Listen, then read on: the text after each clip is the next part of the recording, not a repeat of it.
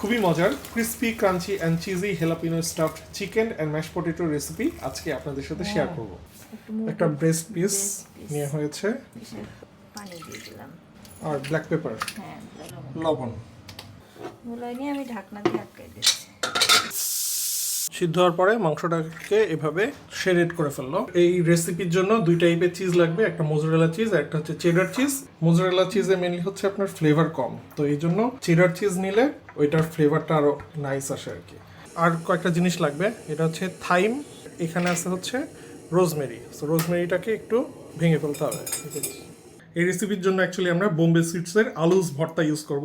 এটা দিয়ে আপনারা চাইলে 1 মিনিটে আলু ভর্তা রেডি করে ফেলতে পারেন। তো আমরা আলু ভর্তা টাইপের করব, কিন্তু ভিতরে যে সরিষা পেঁয়াজ বেরেস্তা দেয় সেইগুলো আমরা বাদে জাস্ট আলুটা ইউজ করবো আর কি, কুইকেস্ট করার জন্য। সল্ট চলে আসলো, পানি দিয়ে দিলেই আলু ভর্তা আমাদের ready. Cheddar cheese, mozzarella cheese, তারপরে চিকেন, রোজমেরি আর থাইম।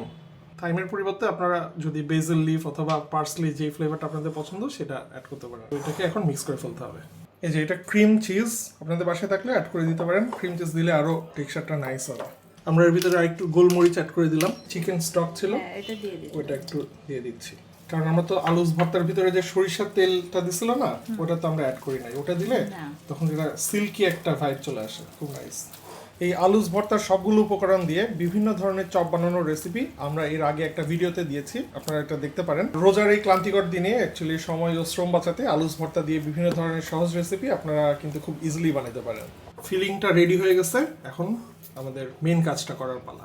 শিমলা মরিচটা কেটে মাঝখান দিয়ে ওর বিচি যেটা আছে ওগুলো ফেলে দিতে হবে, ওর ভিতরে ওই ফিলিংটা ঢুকাই দিব।